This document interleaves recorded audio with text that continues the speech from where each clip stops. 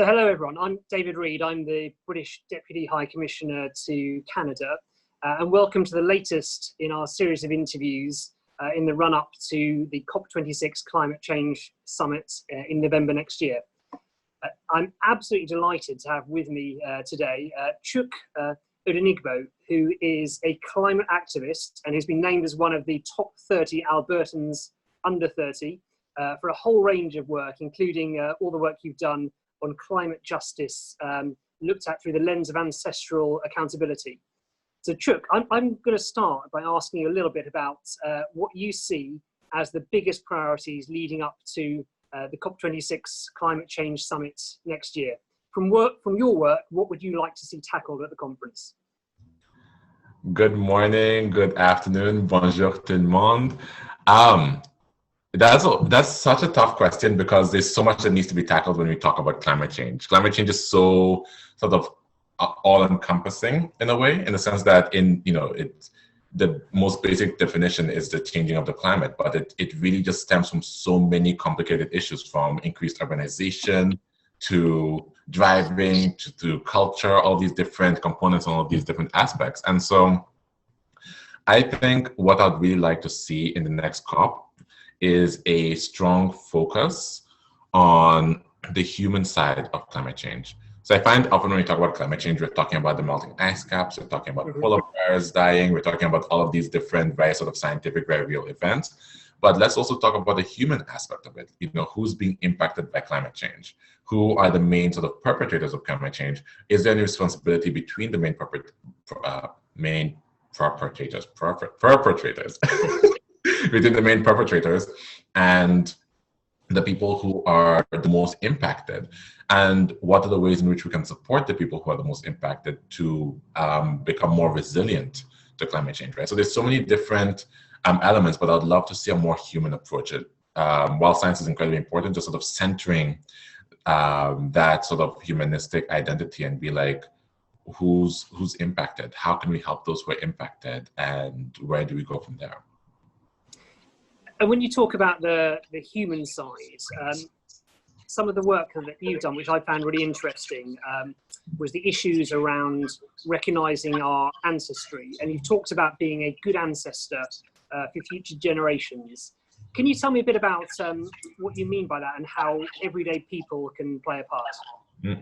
Absolutely. So the idea of ancestral accountability is based on indigenous teachings from both Canada and across the world. Many indigenous nations have some sort of teaching that really centers the concept of ancestry. And we also see that in a lot of sort of non-indigenous settings as well, is that whole idea of, what are we gaining from our ancestors? So when we talk about our ancestors, we're talking about both our direct and our community ancestors. So when we talk about direct ancestors, that's what everyone kind of understands, right? We're talking about our parents, our grandparents, our great-grandparents, all these different things.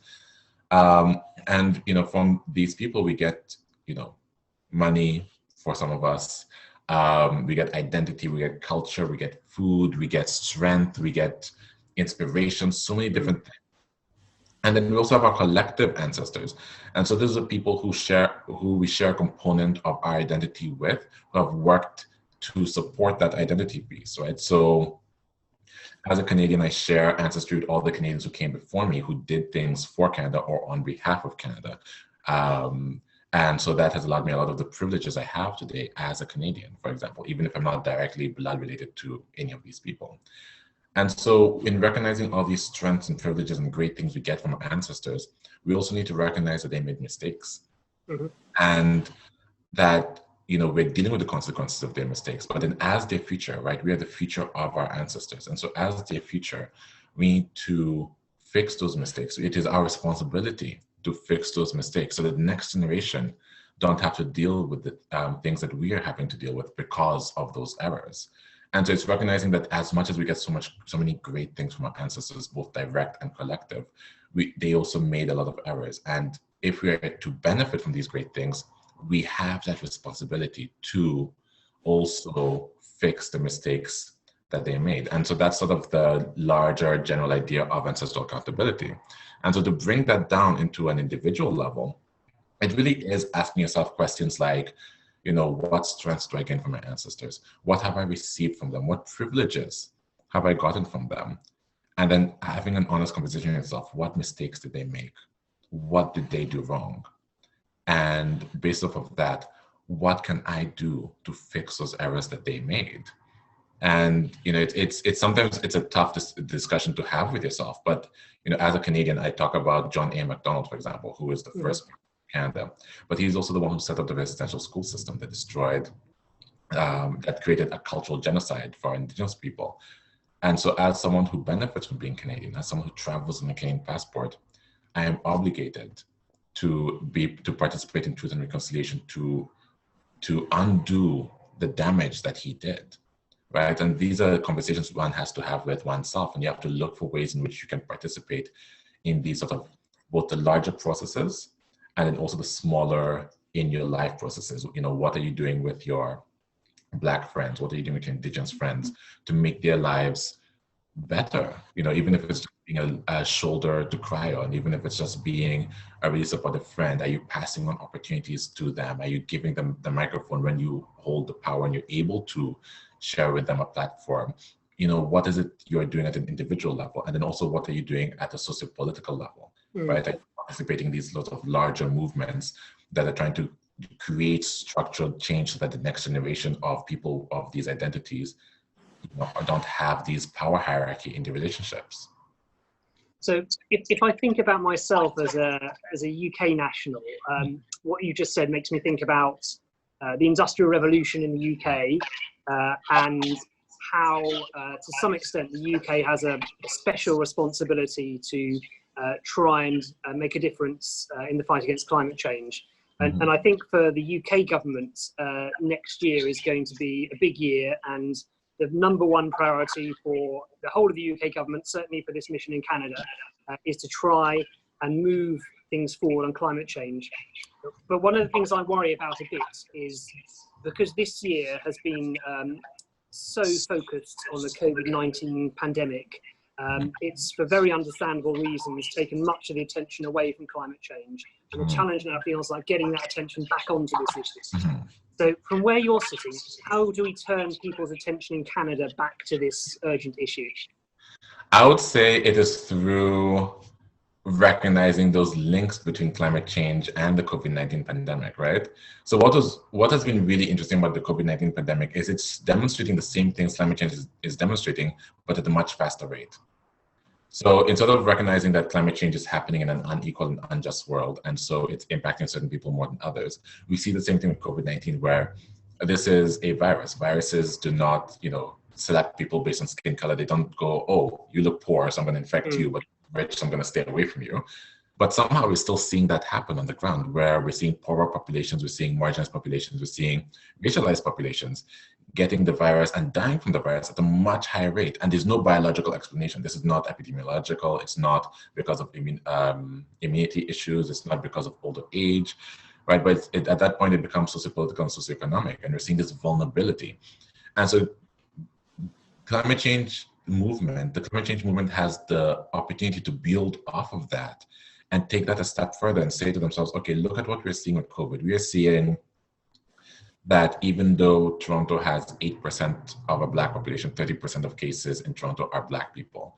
And that is with this COVID disease. And we're seeing this because, they live in denser populations, they're front lines of this and that and this. And so a lack of lockdown forces them to have to go to work. And if one of them gets COVID, they're in this apartment building that shares this air conditioning system, and all of a sudden they're all getting affected, versus if you have this other guy who has more money and is living in like a nice sort of secluded mansion. If he gets COVID, he's going to be the only person who gets COVID. And so in seeing those lenses, you then build upon that for climate change to say, look at how negatively impacted these communities were for non-biological reasons, literally as a function of the structure of our society. Now imagine we have climate change and we've got all the flooding and we've got the fires and we've got the displacement. It is still going to affect these people more than everyone else. And it's taking COVID and using what we're learning from COVID to then apply to climate change. And I think that'll recenter people's attention on this, because we're saying, okay, we just weathered this very acute disaster. Now here's a disaster that takes a longer time to manifest itself in a way that is irreparable. But right now it's currently manifesting itself, here and there in very sort of various ways. And we're seeing these communities are the most impacted. So in being a society that wants to become more just, in being a society that wants to, center equity and make human beings all equal, truly equal, we need to tackle all these societal structures that are making these people more vulnerable. And by doing that, we're going to automatically make ourselves more resilient to climate change just by doing, just by making our society more just and more equitable. So I think, yeah, it really is sort of taking the lessons we've learned from COVID, especially at a human level, and then making those comparisons to climate change to say this is the longer term version of what we're seeing. I mean, we can also link COVID to climate change, right? COVID comes from human beings encroaching on natural spaces and then us seeing that jump from a virus, from an animal transition to human spaces.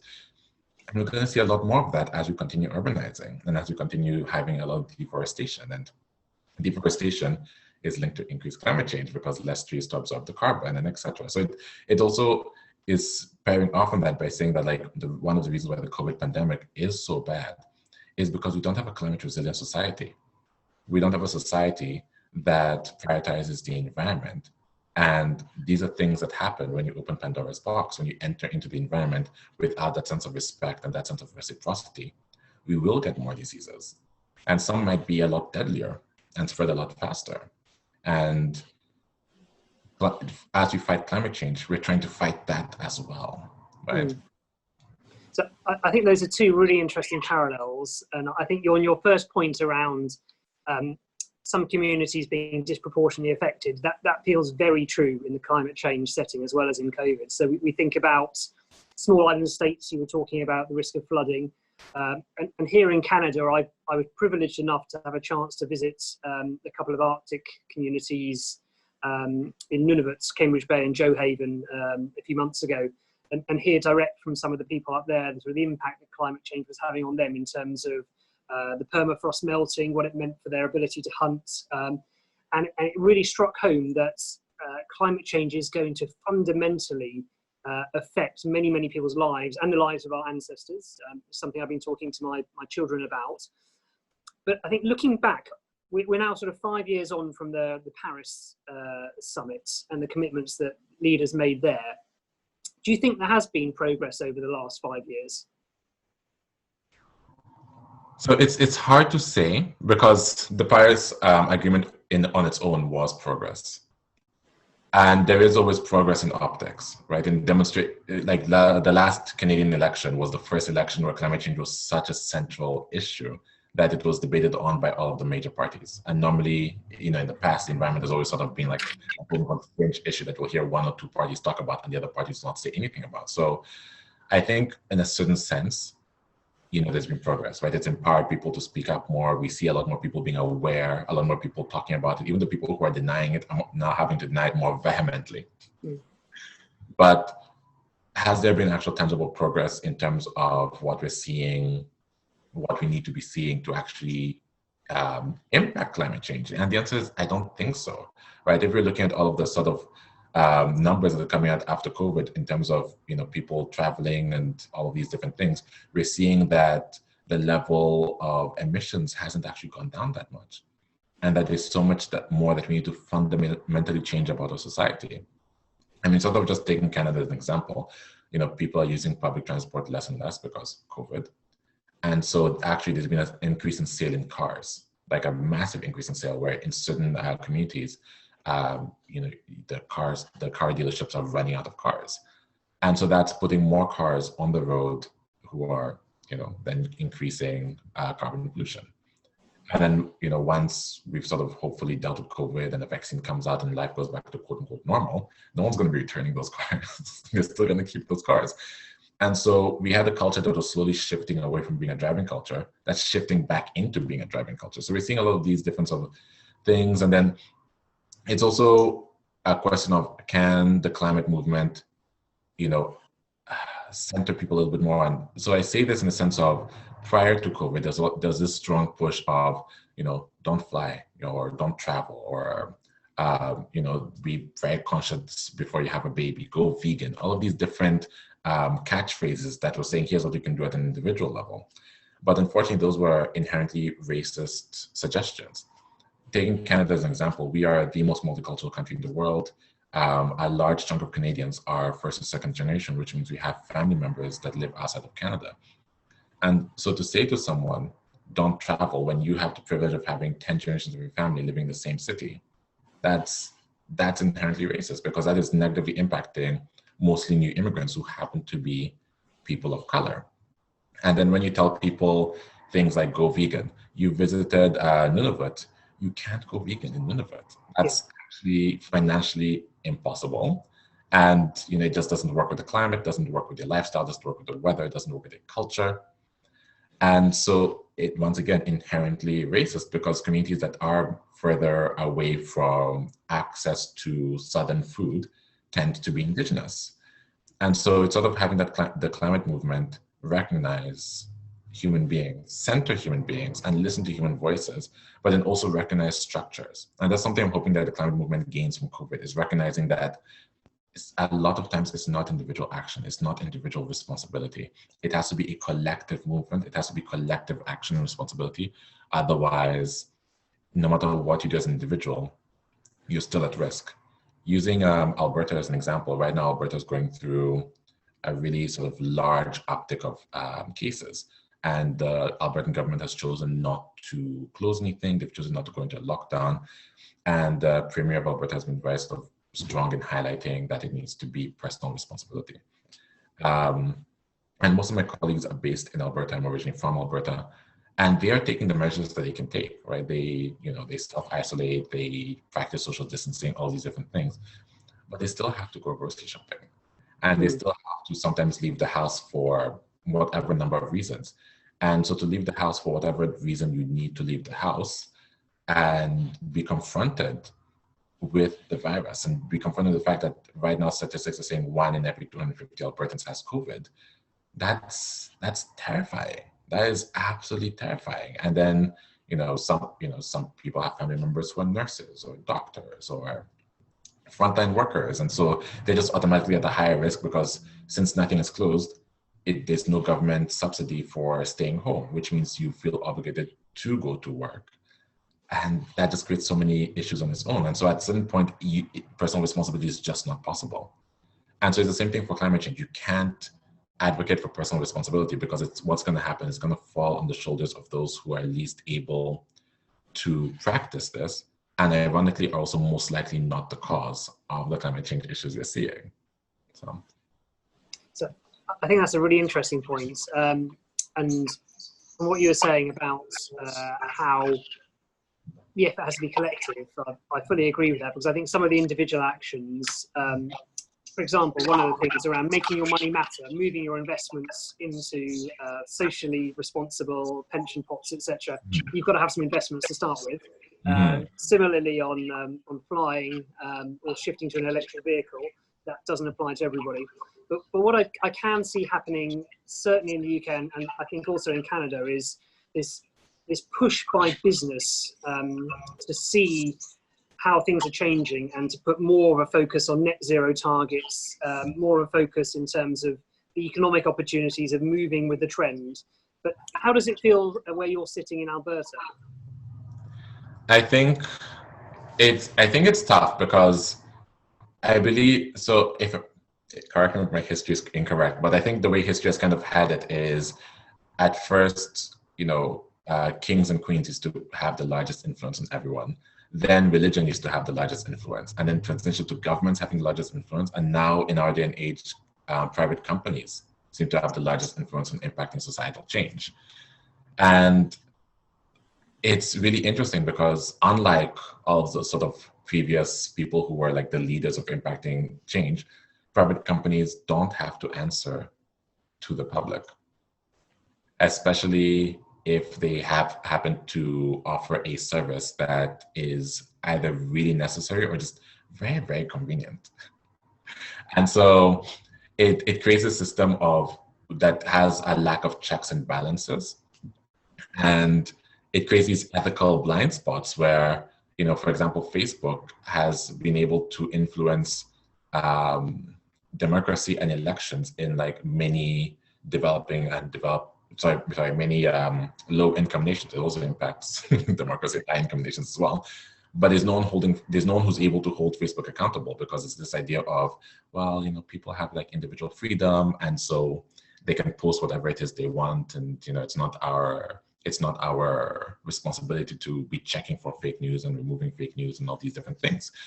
And so we have things spreading at a wildfire rate. And so it's really fascinating to kind of see that right now societal change is very strongly being centered around the actions of private enterprises, where some of them are very much focusing on trying to create a better society, because they recognize the economic benefits that happen when you create a better society and when you create a more equitable society.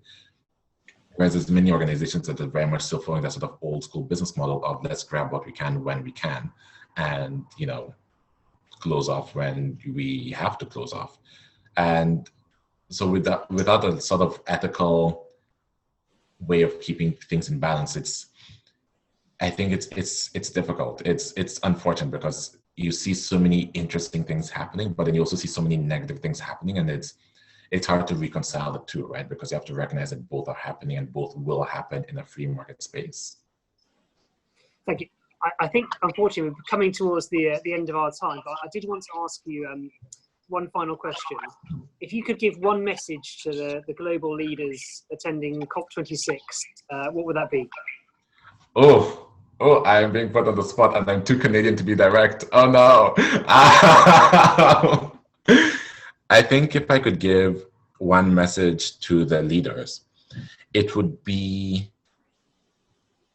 that you not only have a responsibility to your living citizens, but you have a responsibility to the citizens that have not yet been born. And it's, giving an example, if you're in a city that has 5,000 people and you're the mayor of that city, you think, oh, I'm responsible for these 5,000 people. And that's not actually true. You're responsible for all the millions of people that will be born and raised in that city, who will move to that city, who will naturalize in that city for 10 generations to come.